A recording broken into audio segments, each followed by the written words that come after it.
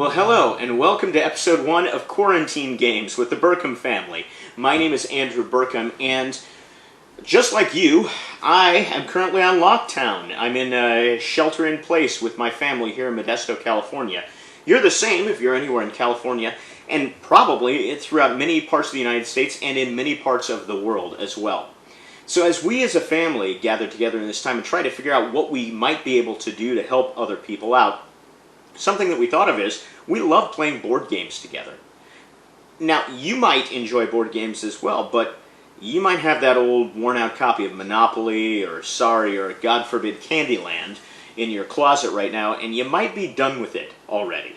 So we thought we would go through our collection of board games and see if maybe we could find some things that you might like as much as we like them. So we'll keep doing these videos. We're going to try and do one a day as we work our way through our collection and just show you what's on our shelf and see if maybe we can help you find something that's new and fun. So we're going to start today with Forbidden Island. Forbidden Island from Gamewright Games is a great game. It's one of my favorite games to introduce people to who are new to the board gaming hobby. And the reason for that is this is different from your normal game in that it is a cooperative board game. In many games, players are competing against each other to win the game. In Forbidden Island, all 4 players are working together towards a single goal. That goal? To find the hidden treasures and claim them and get off an island before it sinks right underneath their feet. It's a great game that's full of wonderful components like these cool plastic treasures that are in there, some really nice wooden pawns. You've got great kind of cardboard pieces that make up the game board and your good old standard playing cards as well. Plays in about 30 minutes. It's designed for 2 to 4 players, and the box says that it's for ages 10 and up. Now, you're going to see us play with our 6-year-old, Serenity, and she's a pretty good reader, and so she's able to do everything. I think that's kind of why they've set the barriers, that there's a little bit of reading on the cards that's required, but there's a lot of just iconography that doesn't require that as well. So if you're willing to kind of work with a younger player, I don't think you have to stick to that 10-year-old age limit. So that's Forbidden Island from Gamewright Games by a designer named Matt Leacock. We're going to go now and do a live playthrough so you can kind of see how the game works. I'll see you then. All right, so this is our basic setup of the board for Forbidden Island. Now, as you can see, it's a little bit different from a normal board game like a Monopoly or a Sorry or whatever else, in that the board for this game is actually modular.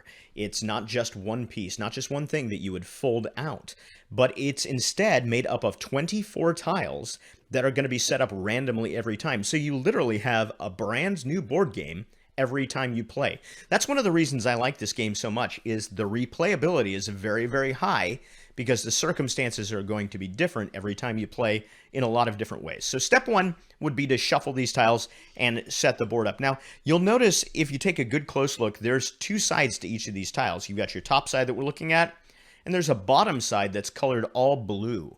That's because this is the island that we're going to be on, but as we adventure throughout this island, it's going to begin to flood. And as different locations on the island flood, as they start to sink under the water, they're going to turn blue, and then eventually, if they flood again, they'll be removed completely, which is going to make our life much, much harder, as you can imagine.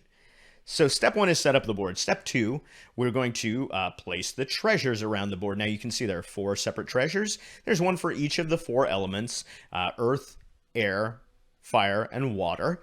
And they're these really nice, really pretty kind of plastic pieces that you can see here. The other thing that I like about this game is the components are very, very nice. This game we've had in our collection for quite a while, and you can see some of the tiles are starting to wear a little bit at the edges, but they're a really good quality, thick cardboard.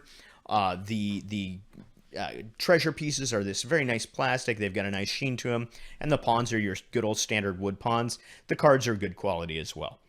So we place the treasures. The next thing we will do is we divide the cards out. There are 3 different decks of cards that are used in this game. The first is the Flood deck. Now, the Flood deck is how we are going to randomly determine the order in which the island floods.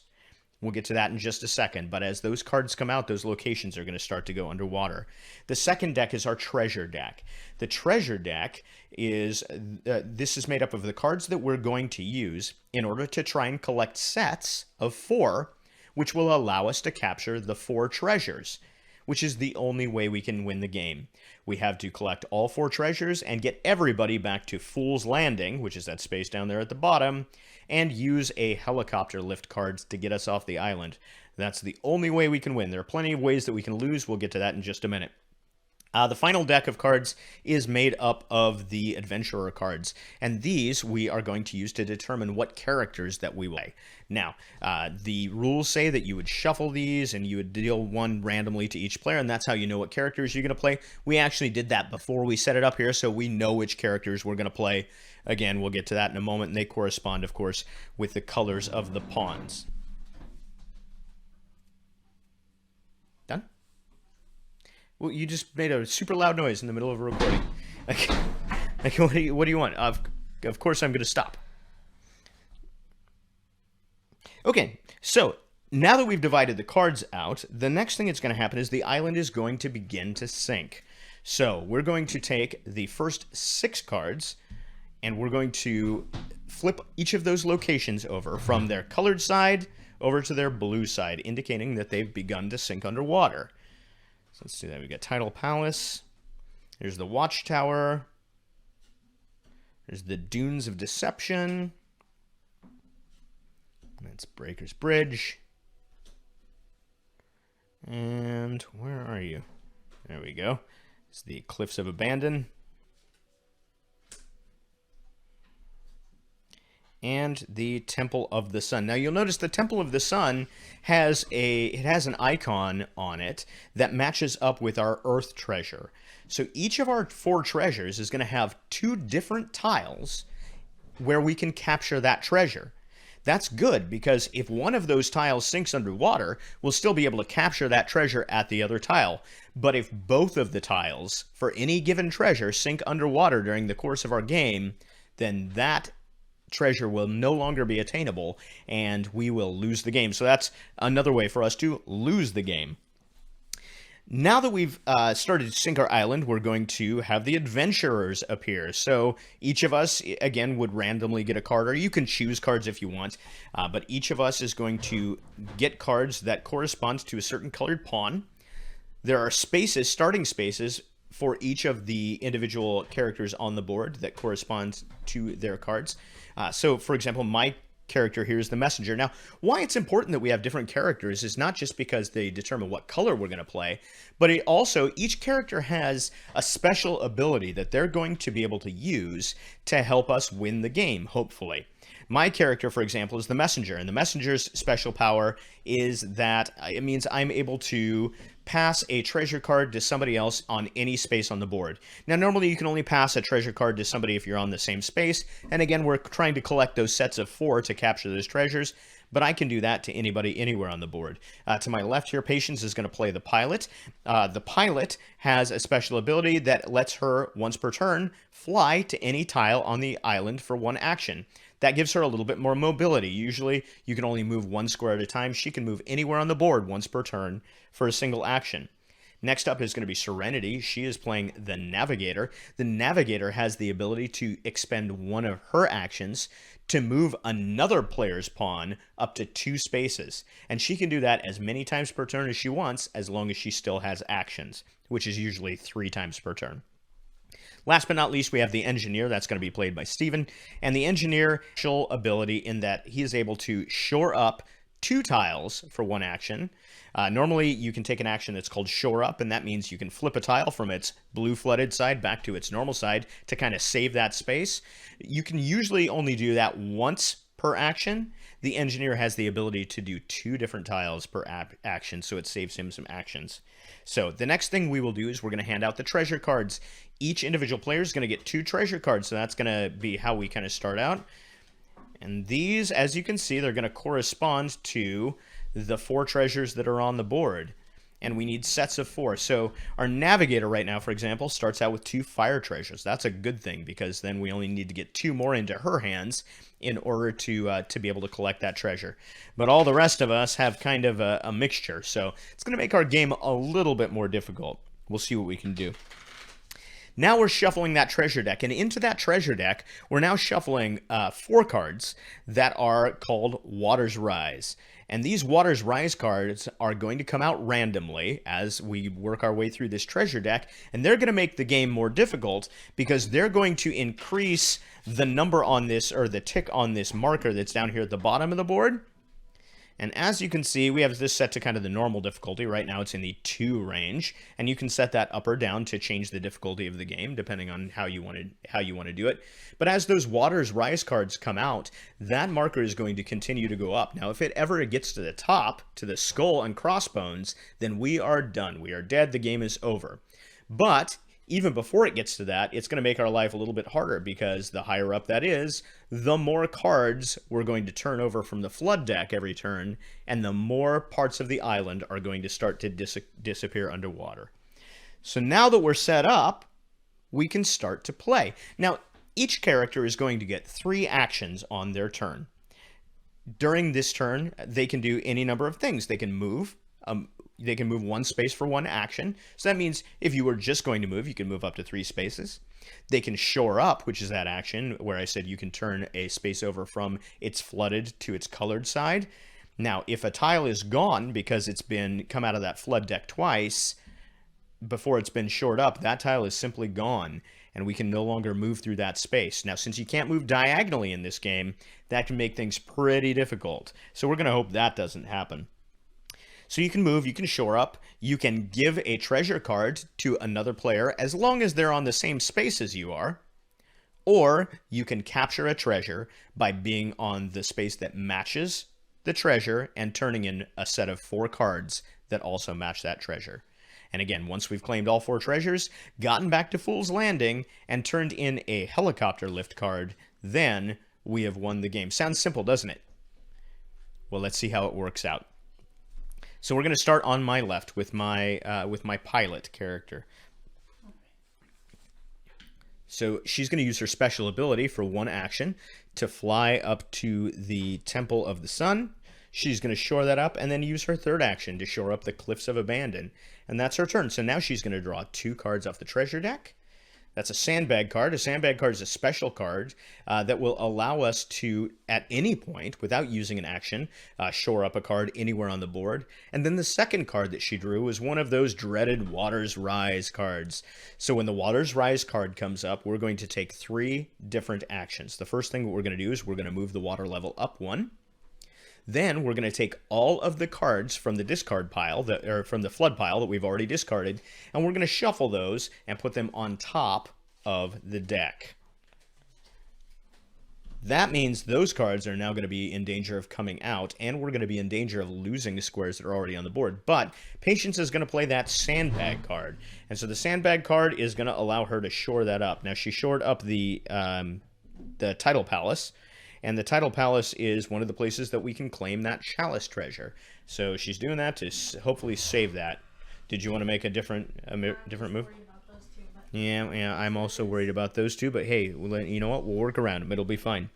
And so now she's going to flood, and now the flood marker has gone up into the 3 range, so we're going to flood 3. Now, you see that she took that card and that tile off. That's because Breaker's Bridge came up, and it had already been flooded, so we're going to lose that one. And we're going to lose the Dunes of Deception. Over at 3. Yep, and we're going to not lose that one, fortunately, because it had already been shored up. All right, and then turn's going to pass to Serenity. So Serenity, what are we going to do to start? Now you need to collect fires, and your mom has a fire card all the way up there. We also need to, we've got a couple of tiles that we need to shore up. So you can decide what it is that you want to do.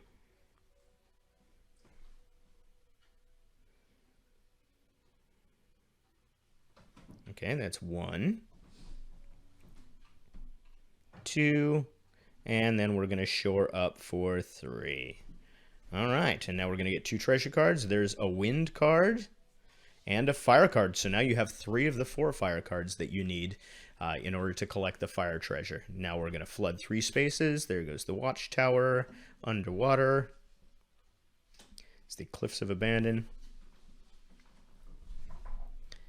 and the Tidal Palace. All right, and turn goes over to Steven as our engineer.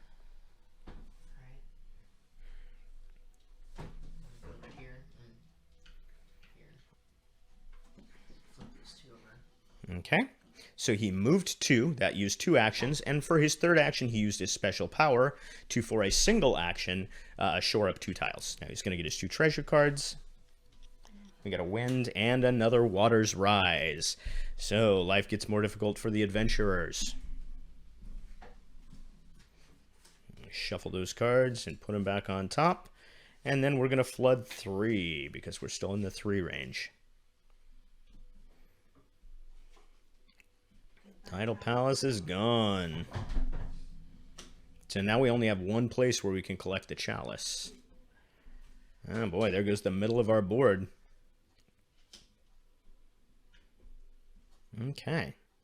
Well, our life just got a lot more interesting. So now it's my turn. So I'm going to start. Let's see. What do we have here? I think... Let's see, where am I in relation to you? You're all the way down there, aren't you? Gosh, there is not a whole bunch that I can do. So I think what I will do is I will just move, I will move 3 up towards the top there. Take my movement. There's 1, 2, and 3. And then that will be the end of my turn. I'm kind of useless this turn. And of course another Water's Rise came out. So we're in trouble now. Okay, and my second card was a helicopter lift, so... Alright, we only had 1 card, so we know what's coming out there. That's going to go up 1 more, the flood marker. And then we're going to flood 3 still. So, flip them. There you go. So there goes the temple. Now, what's happening right now is if a tile comes out and there are people standing on it, they must move immediately to an adjacent tile. They can move to any adjacent tile as long as it's, you know, up, down, left, or right. You can't move diagonally in this game. If there are no tiles for that person to go to, then that's another way we can lose the game. So we're going to flood the rest of these here. All right, and that's the board we've got left. It's not looking great for us early on here. Let's see what we can do to try and pull this thing out. Okay. Moving and shoring up. We got a couple more fires that we don't really need. I should have flown to her and given her fire. Oh, yeah. That was stupid. That's okay. All right. So, I'm going to flood 3.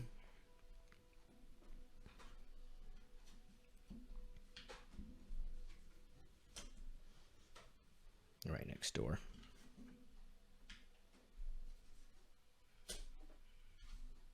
Oh boy, the whole top row there is suddenly underwater as the island continues to sink. Right. All right, Serenity's turn. What are we going to do?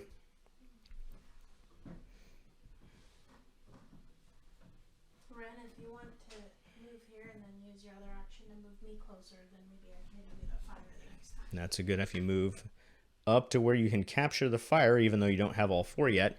And now you can use your special power to move your blue character, who does have fires, closer to you. Is that okay? Here? All right, and so that's our turn. So let's go ahead and give her 2 more treasure cards. There we go. Now we have a hand limit of 5 cards. Now with drawing those 2, she has 6 cards in her hand, which means she's going to have to either discard or play a card. She doesn't have a card she can play, so she's going to need to discard one of her cards. She has an extra water chalice, so she's going to discard that, leaving her with 3 fires and 2 winds. And now we're going to flood. There goes the Copper Gate, the Crimson Forest, and the Observatory. Boy, all in a row. That's twice in a row. That's... yeah. All right. So now it's our engineer's turn. So this is 1 action. He's shoring up those 2. He's moving for 2 action. And then for 3, he'll shore up 2, again using that special power that the engineer has. Now he'll get his 2 treasure cards. Another helicopter lift. That helicopter lift, in addition to allowing your character to move any other character to any other square, or everybody on a single tile to any other single square on the board, it also is a card that we need to turn in when everybody gets to Fool's Landing at the end of the game in order to win the game. So, all right then, that's his turn, and we didn't do our flooding. We got to do our flooding now. Bronze gates right under blue.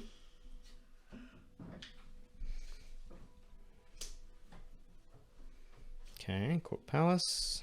Fitz Iron Gate. Oh my goodness, that's so weird. Oh wow, yeah, that's 3 times in a row that they've been straight in a line. That's crazy. All right, so it's my turn now. Let's see. I don't have much still that I can do that's very useful to anybody. I guess move me down to Coral Palace. Okay. And then shore up Coral Palace and the Bronze Gate as well. That way at least. So that's 3 actions. Go ahead and give me 2 treasure cards. Another blue chalice and a wind treasure. And let's flood 3 squares.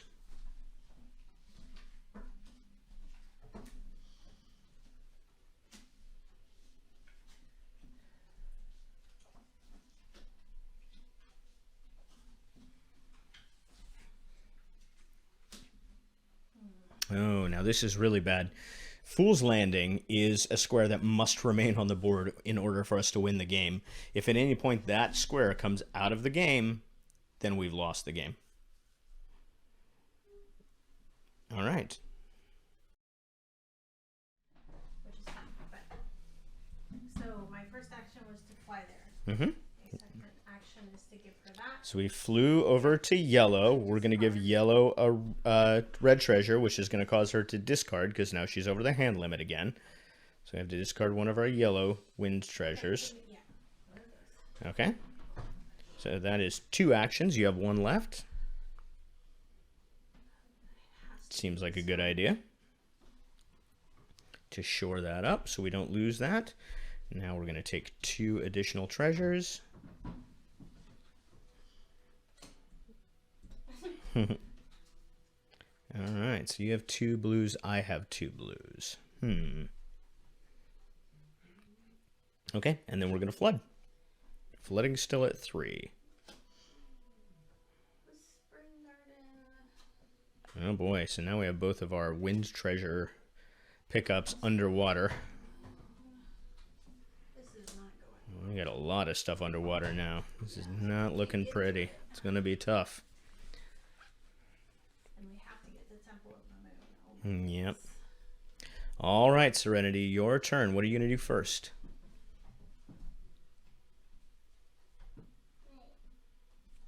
Okay, so since she's on the fire treasure square and she has a set of 4 fire cards, the first thing she's going to get to do is turn those in order to collect that fire treasure. So now we only have 3 left that we have to collect. So that's 1 action. 2. And shore up for 3. Good job. Okay, let's go ahead and give her 2 more cards. There's a earth treasure and another earth treasure. Now that we're out of those treasure cards, the next time somebody needs to draw, we're just going to shuffle that discard pile and reuse that. But first, we have to flood 3, so let's do that. Does anybody have cards they want to use before flood? Yeah, anybody have any sandbags they want to use before we do that? Sandbag. Okay, so we're sandbagging Fool's Landing to make sure it doesn't go under. Okay. 1, 2, and now we're going to reshuffle that entire flood deck.